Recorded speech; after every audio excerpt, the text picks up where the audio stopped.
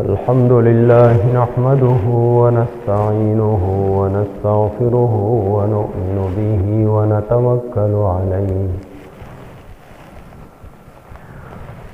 व नऊज़ु बिल्लाहि मिन शुरूरि अनफुसिना व मिन सय्यिआति अअमालिना।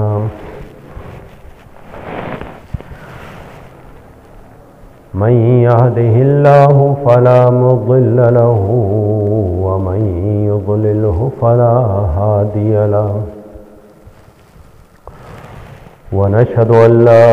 इलाहा इल्लल्लाहु वहदहु ला शरीक लहु व नशहदु अन्न सय्यदना व सनदना व शफीअना व हबीबना व मौलाना मुहम्मदन अब्दुहु व रसूलुहु सल्लल्लाहु तआला अलैहि व अला आलिहि व अस्हाबिहि अल्लज़ीना हुम खुलासतुल अरबिल अरबा'i व खैरुल खलाइक़ि बअदल अंबिया व हुम कन्नुजूमि फिस समाइ लिल इह्तिदा'i वल इक़्तिदा। अऊज़ु बिल्लाहि मिनश शैतानिर रजीम। बिस्मिल्लाहिर रहमानिर रहीम। अला बिज़िक्रिल्लाहि तत्मइन्नुल क़ुलूब। सदक़ल्लाहु मौलानल अज़ीम। व क़ालन नबिय्यु सल्लल्लाहु अलैहि वसल्लम अला फिल जसदि बुज़अह इज़ा सलुहत सलुहतिल जसदु कुल्लुहु व इज़ा फसदत फसदतिल जसदु कुल्लुहु अला वहियल क़ल्ब। व क़ाल नबिय्यु सल्लल्लाहु अलैहि वसल्लम अत्तक़वा हाहुना औ कमा क़ाल अलैहिस्सलातु वस्सलाम। व बल्लगना रसूलुहुन नबियुल करीम व नहनु अला ज़ालिका लमिनश शाहिदीन वश्शाकिरीन वल्हम्दुलिल्लाहि रब्बिल आलमीन।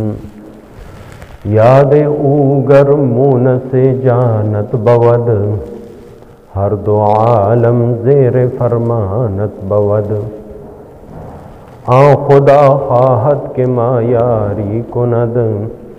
मैल मारा जान बेजारी कुनद। हर कुजा आबे रवां जन्नत बवद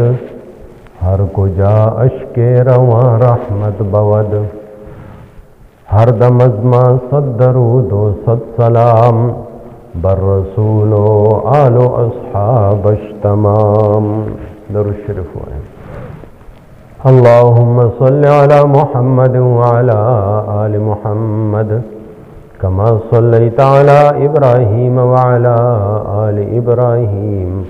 इन्नका हमीदुम मजीद।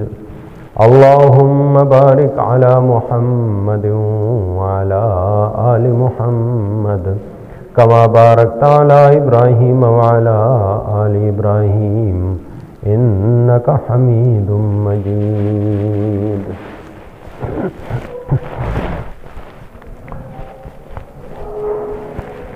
अल्लाह जल्ल जलालुहु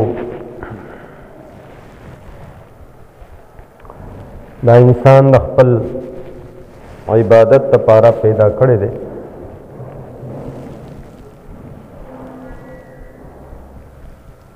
और दकी अल्लाह जल्ल जलालुहु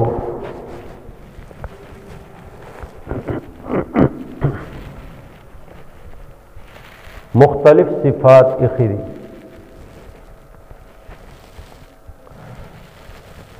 कल दे दवा सिफात सही मानों के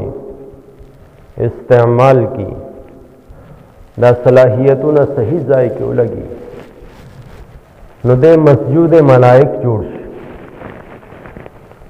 چې فرښتو ته د دای مخې ته د سجدې حکم وشي.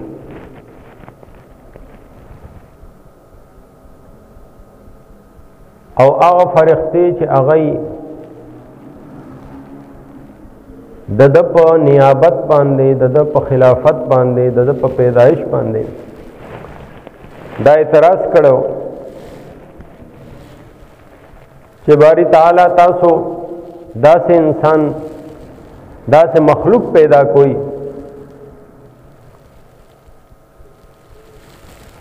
چې هغه خو په ځمکه کې فساد کوي وینې به تویي که تاسو دا وایي چې عبادت نو د هغې دپاره خو مونږ کافي یو نحن نسبح بحمدک ونقدس لک ستا هر عبادت مونږ کوو هغه پاکی بیانول دي تقدیس بیانول دي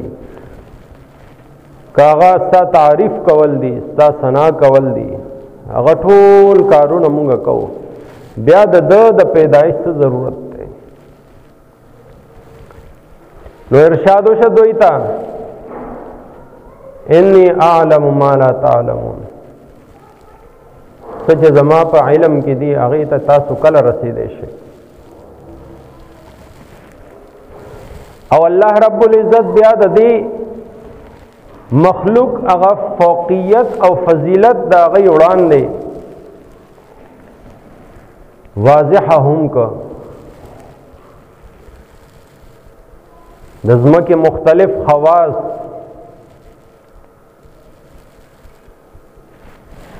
او دې کې چې مختلف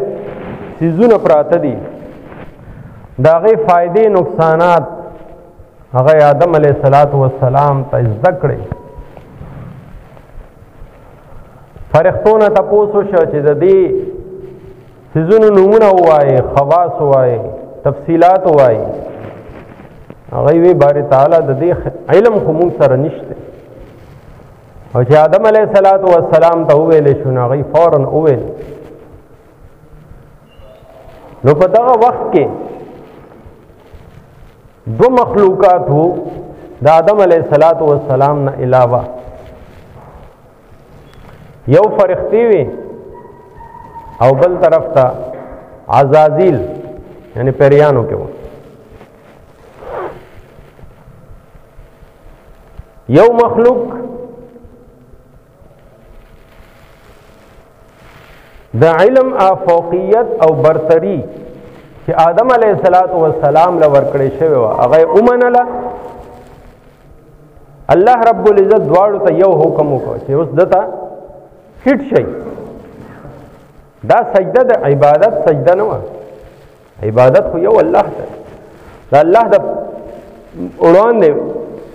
سجده کول دي دغه د خپلې کمزورتیا او د دغه مخلوق د فضیلت او د هغه د مرتبه اقرار او اظهار چې او دې زمونږ نه اوچت دی نو یو مخلوق د الله حکم تو قتل او فوراً سجدې کې پریوتل او بل مخلوق دغه ځای کې د الله حکم ته ونه قتل بلکې خپل عقل یې لړاو کړ او عقل ورته وی چې وګوره ته خو د ده نه اوچت یې دې د ښکته څیز نه جوړ دی او ته داسې څیز نه جوړې چې هغې کې اٹھان دی هغې کې چې نو اوچتوالی دی هغه بره طرف ته ځي نو ستاسو د دواړو بنیادی عنصر چې د څه نه پیدا شوي هغه جدا جدا دی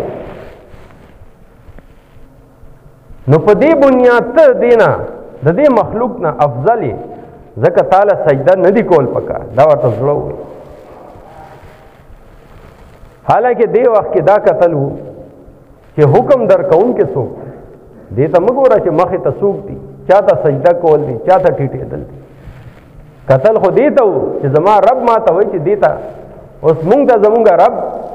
ړومبی حکم و بیت المقدس طرف ته مخ کوئ او سجده لګوئ مسلمانانو به هغه طرف ته مکی کې هم او مدینه طیبه کې تر 14 میاشتو پورې دغه حکم باندې عمل کو. او چې بیا موږ ته زمونږ رب حکم وکړ چې نه اوس بیت المقدس طرف ته نه بلکې بیت الله شریف ته مخ وګرځوي، نو په موږ کې چې 2 رکعاته یو طرف ته شوي او بل طرف ته واړېدل. موږ خو دې ته نه ګورو چې څه افضل دی او څه مفضول دی، موږ دې ته ګورو چې زمونږ رب موږ له څه حکم راکړي. کشف الرحمن یو تفسیر دی، هغه کې په دې موقع باندې سبحان الحين رحمه الله ډېر عجیب یو خبره لیکلې ده. هغه فرمایي چې کله د آدم علیه السلام دا قالب جوړ شو، ډانچه جوړه شوه د خاورې او د اوبو نه، الله جل جلاله جوړه کړه. فرښتې راغلې، هغه یې وکت. بیا د عزازیل راغلی، شیطان چې ورته مونږ وایو ابلیس، دی هم چونکې عبادت په ډېر کو، علم ورسره ډېر و او د مرتبې ډېر خواهشمند و، ځکه خو هلته راوچړلی شو. فرښتو سره به ناسته پاسته یې کوله. نو دی وایي د دې ډانچې نه چاپېره وګرځېده. بیا الله تعالی نه اجازت واغسته چې زه د دې ډانچې دننه دې قالب ته دننه تلل غواړم، اجازت راکړئ. اجازت میلاو شه، دننه وګرځېد چې بهر راغلی. نو عرض یې وکړه باري تعالی دا چې کوم ته مخلوق جوړې نو خپله تبصره کوي په ډانچه باندې چې څومره پوه یو علم ورسره څومره دا ډېر کمزوری مخلوق دی. او ما د دې قالب کې د ډانچه کې چاپېره هر څه وکتل، خو اړولي طرف ته ما یو وړوکې غونته کې ډبې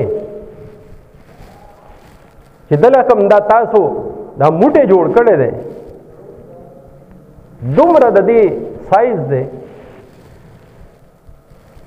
او هغې ته ما د دننه تلو کوشش وکړ. د تلو او د راتلو یو لار وه، دې باندې زه پوه نه شم دا څه شی دی او د دې وجه د تخلیق څه ده، دا څه نه جوړ کړی دی. نو باری تعالی هغه ته ارشاد وفرمایل چې دا د دې انسان زړه به او دا زړه چې کوم دی دا ما د خپل ځان دپاره جوړ کړی، خپل ذات دپاره جوړ کړی. او د تلو راتلو یو لار چې ده د دې مقصد دا دی چې د ده په دې زړه کې یا به زه یم او یا به زما غیر ي، دویم کس دویم مخلوق دی کې نشي راتلی. که خپل زړه کې زه کېنولم نو بیا به دنیا د دنیا څیزونه، عہده، مقام، مرتبه،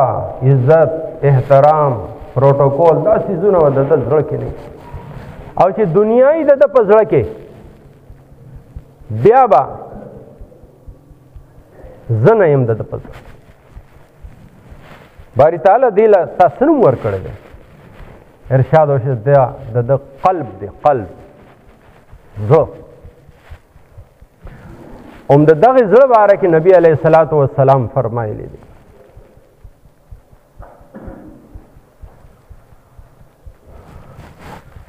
الا فی الجسد بضعه، خبردار شئ په دې بدن کې د غوښې یو ټوکړه ده، اذا فسدت فسدت الجسد كله، کله چې دغه ټوکړه خراب شوه ټول بدن خراب بشي. واذا صلحت صلحت الجسد كله، کله چې دغه ټوکړه ټیک شوه صالحه شوه بیا به ټول بدن ټیک بیا ارشاد وکړم الا وهي القلب خبردار شئ دا د زړه دی د دې بدن د ټیک کېدو چې کومه ذریعه وسیله او بنیاد دی هغه زړه دی او د خرابېدو ذریعه هم دغه ده و یو ځل حضرت لقمان حکیم رحمت الله تعالی علیه دی وی د یو کس غلام و آقا ورته ووی دا بوزه ځان سره حلاله که او د دې د بدن ټولو کې بهترینه حصہ هغه مال راوړه د یو پلیټ کې چې حلاله یې کړه زړی والا راوباسه او آقا سره یې مخامخ یې کېښود آقا دا د بهترینه ټوکړه د بدن ده څه موده تېره شوه بیا یې ورته ووایي اکه سوال یې وکړه ها دا بیزه ده حلاله یې که او د دې د بدن چې ټولو کې بدترینه حصه ده هغه راوړه ماله دی تلی دی حلاله کړې ده بیا یې زړه والا پلیټ کې راوړه آقا ډېر حیران شه چې دا څه چل دی تا ته مې ښه حصه راوړه هم دې زړه راوړه ما یې بده حصه راوړه نو هم دې زړه راوړه نو لقمان حکیم رحمت الله علیه عرض وکړه چې آقا که چېرې دا زړه صحیح ټول بدن به صحیح کارونه کوي او که چېرې دا زړه خراب شه نو بیا به ټول بدن خراب شي نبی علیه الصلاۃ والسلام یو ځل د تقوا خبره وکړه نو ارشاد یې وفرمایل چې زړه ته یې داسې اشاره وکړه التقوا ها هنا تقوا دې ځای کې ده زړه طرف ته اشاره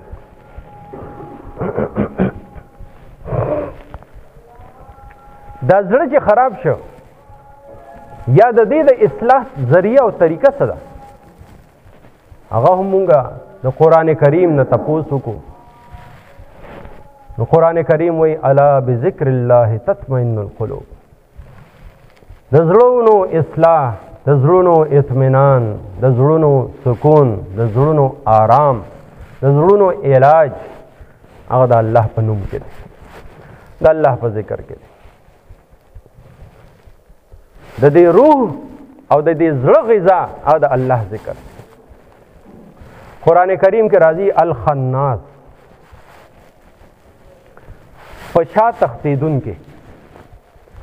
کله وایي چې دا زړه د الله ذکر کې مشغول وي شیطان د زړه نه وتښتي شیطان وسوسې نه اچي او چې کله دا زړه غافله شي وایي دی لکه د هتی د خړتمه خپله خوله د انسان د زړه اړولي طرف ته لګولي ورته وسوسې اچي د ګناهونو وسوسې اچي په شک او شبهات کې مبتلا کوي خو چې دی څنګه وایي لا اله الا الله دی شاته وتښتي الخناس نو د زړونو چې کوم اطمینان دی د زړونو چې کوم علاج دی هغه قرآن کریم وښو الا بذکر الله تطمئن القلوب یو خو مونږ وایو سبحان الله الحمدلله الله اکبر دا تسبیحات دي دې کې د چانه اجازت اغستو ضرورت نشته خو یو ذکر دی لا اله الا الله ذکر قلبی ورته وایي دا زړه د الله ذکر کوونکی جوړ شي بیا د انسان د بدن کې شپږ داسې مختلف مقامات دي چې هغې ته لطائف ویلی شي دغه شپږ مقامات انسان بیا که خوري سکي ګرځي راګرځي ملاسي ویښي ودی دغه شپږ مقامات مسلسل بیا د الله ذکر کی خدا کاغذي خبرې نه دي کتابي خبرې نه دي دا سینه به سینه چلیږي دا داسې شیخ سره ناسته پاسته کولی چې په دې فیلډ کې کاملي هغه نه د الله ذکر زده کول دغه ذکر چې انسان زده کي بیا د ده وړاندې دنیا هېڅ هم نه د زړه د دنیا نه بالکل خالی او فارغ شي، بیا صرف دا زړه الله طرف ته متوجه. بیا دنیا هم یو کار کوي نو دې کې دې دا ګوري چې زما الله زمانه په دې کې راضي کیږي او که خفه کیږي. بیا د دنیا فایده او نقصان دته څه نقصان نه رسوي. شیخ عبدالقادر جیلانی رحمت الله علیه ډېر لوی بزرګ سلسله قادریه لوی شیخ او سلسله قادریه حضرت علی رضی الله تعالی عنہ ته رسي. نو هغوی ته داسې ناست و چا وله اطلاع ورکړه، دوی داسې زړه ته وکتل. اطلاع دا وه چې ستاسو د تجارت کم سامان و کم جهاز کې را روان و هغه ډوب شو، نو د زرګونو د لکونو نقصان وشه. دوی زړه ته داسې وکتل او بیا وی الحمدلله. لږ ساعت پس بیا یو کس رالی، وی صاحب هغه اطلاع غلط وه، دا بل چا جهاز و، ستاسو هغه سامان د تجارت چې و بالکل محفوظ دی. دی بیا زړه ته وکتل او وی الحمدلله. خلک حیران شو، په نقصان باندې هم الحمدلله او چې نقصان نه بچ شوی هم الحمدلله. ما الحمدلله په دې ووی چې آیا زما زړه کې دنیا شته او که نشته. د سامان په غر کېدو باندې هم زړه د الله ذکر کو، ما وی الحمدلله. او د سامان ملاوېدو او د بچ کېدو په اطلاع باندې ما زړه ته بیا وکتل، زړه هغه شان د الله ذکر وکړو، ما وی الحمدلله. نو دا د تصوف لاین دی، دا د تزکیې لاین دی. د پیغمبرانو یو کار دا هم د خلکو د زړونو صفایي کول. الله رب العزت دې مالا تاسو له ټولو مؤمنانو له فکر آخرت نصیب کی او د خپل اصلاح کولو توفیق راکړي. وما توفیقی الا